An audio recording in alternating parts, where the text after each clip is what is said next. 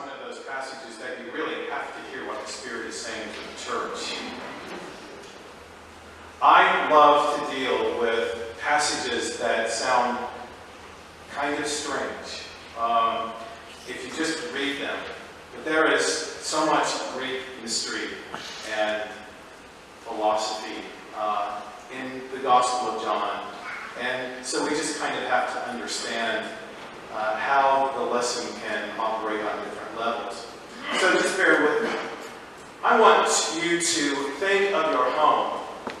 I told Lynn to find me a picture of the Flint Hills in Kansas and a farmhouse, which she did, because that's where I grew up. That's home. And I loved to play, I loved to roam the hills and the prairies on our farm.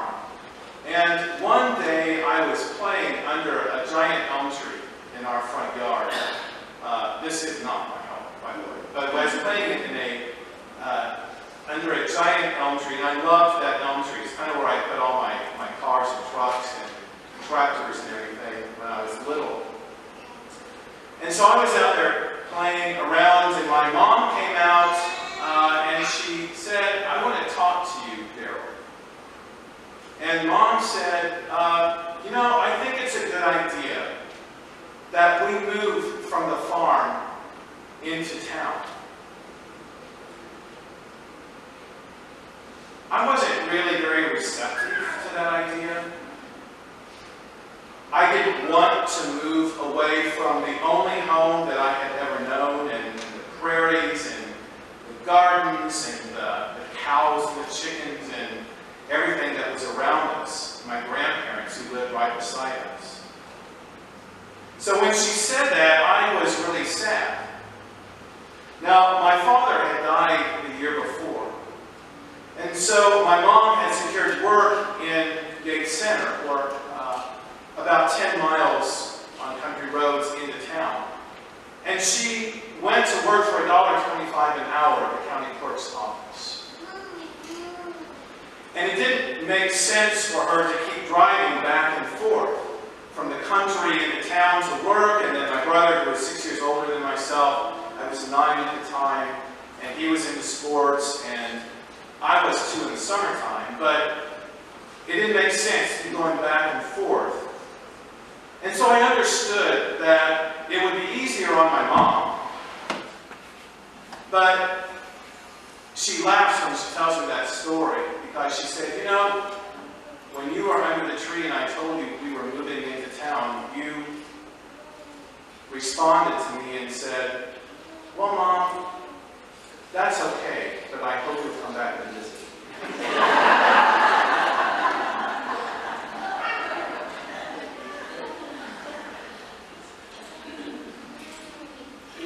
Home.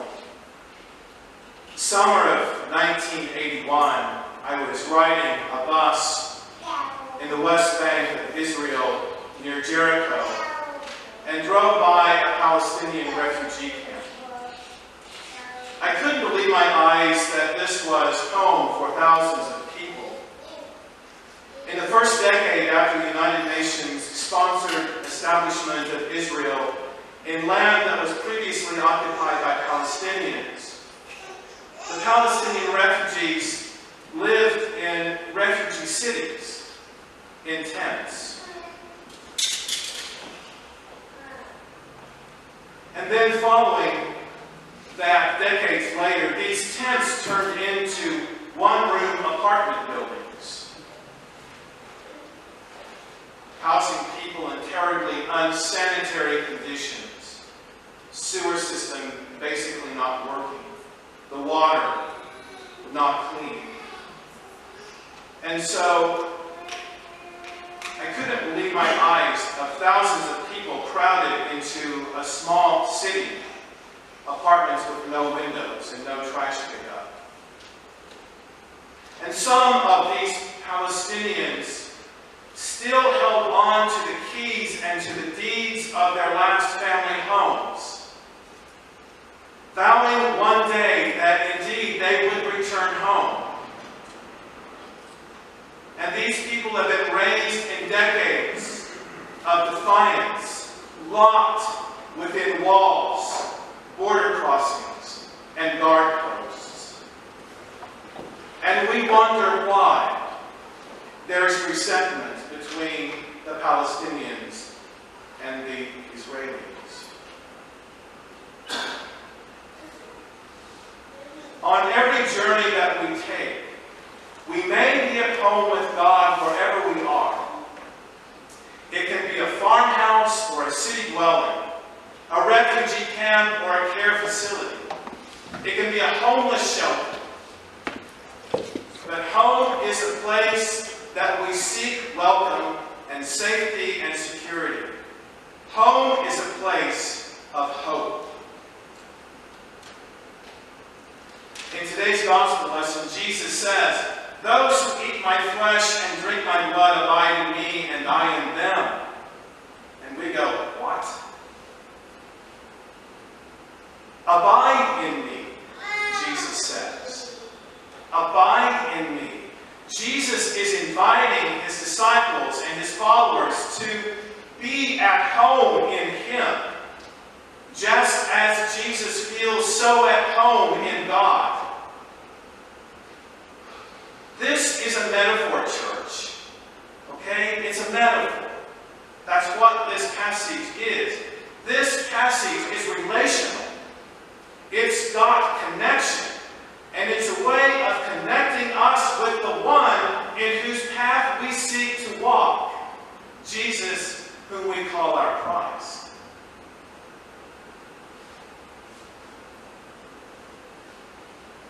Home.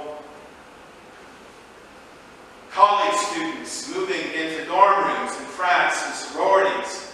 Chris and I were on a walk a few days ago, and the farmhouse has built a beautiful new fraternity down near 33rd and Y Streets.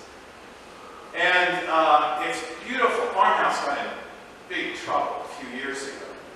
And so I'm amazed, but their old frat was torn down and replaced by this beautiful frat. And so the guys were moving in, and we visited with some of them and said, "How do you like your new frat house?" And they loved it. They said, "We're having an open house today, I think." And they said, "Come and go through it and walk through this place that is now our home." Well, when we move away to our dorm rooms or frats and sororities, we ache for home. We smell the aromas of our mom or dad's cooking. We miss the closets where we stored our clothes.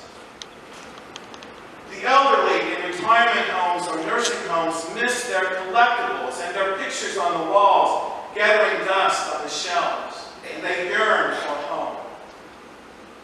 Our soldiers serving overseas miss the smell of cookies baking in the kitchen, or napping on a lazy summer afternoon in the air-conditioned living room of their home. Home.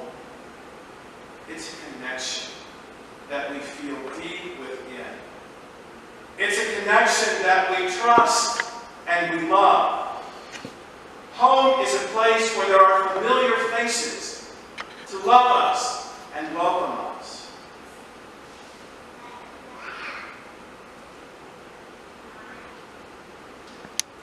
The world around us can sometimes be a hostile environment.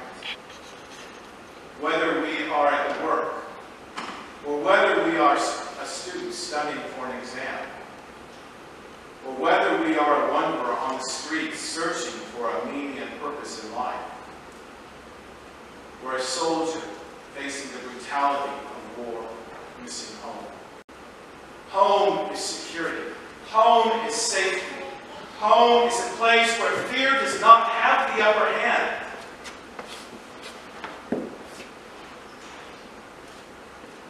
Although we know that not every home provides that.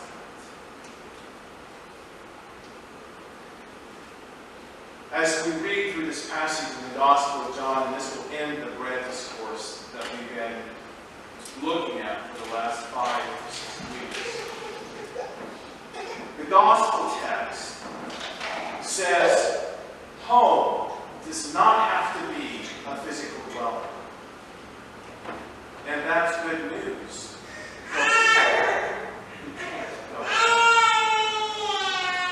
gospel encourages us to think of home as something that connects us to others. That home is relational, and that home is our connection with God. So in verse 58, Jesus tells the disciples that if they eat the bread of life that he is offering them, they will live forever. What is Jesus offering them? Is he offering them immortality? I think maybe Jesus is offering them connection. Jesus is offering them a way of life. A way of life that's filled with hope.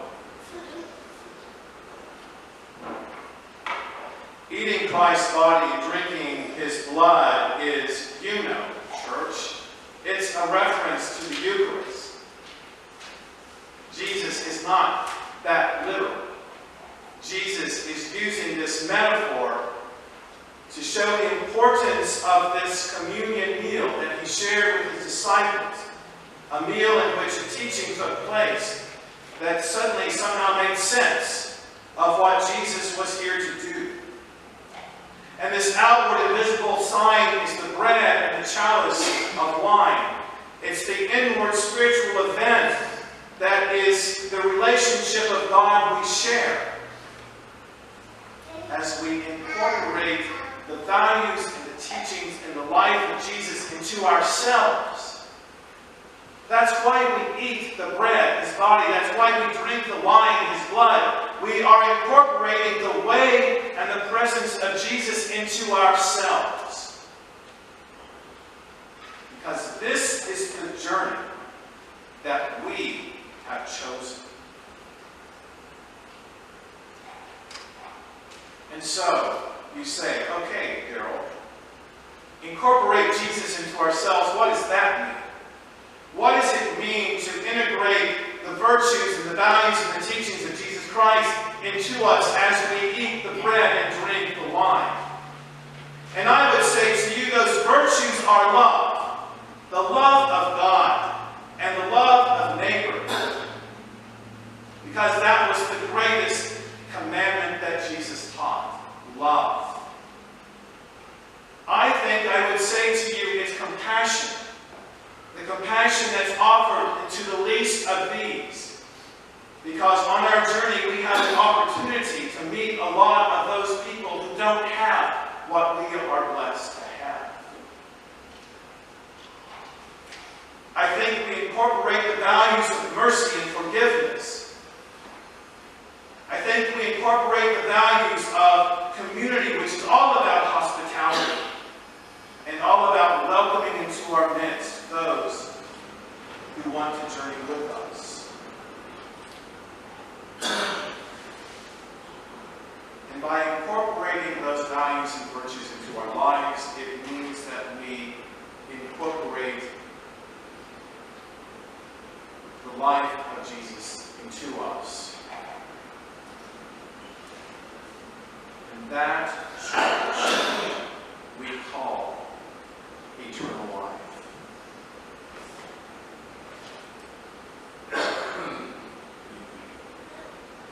So I know the language is crude. And Jesus says, eat my flesh and drink my blood.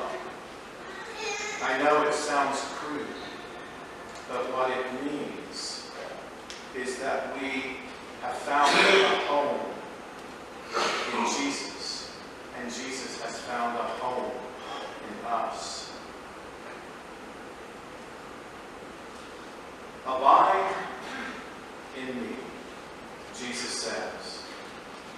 Jesus invites us to find a home in him as he has found a home in God.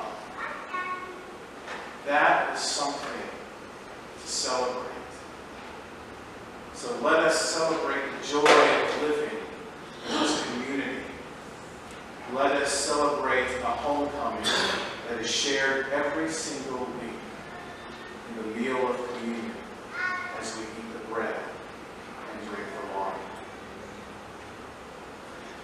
We invite you to find a home here at Bethany Christian Church. By the way, there's a beautiful article in the Sunday newspaper about Bethany. And Chris shared that with me this morning. Our Bethany Cafe is open again. New owners, but it's open again. So I can't wait to go see what they offer. So read it. It's in today's paper in Bethany. That's just an advertisement. That doesn't have anything to do with the service. Come, find a home, and journey with us. Let us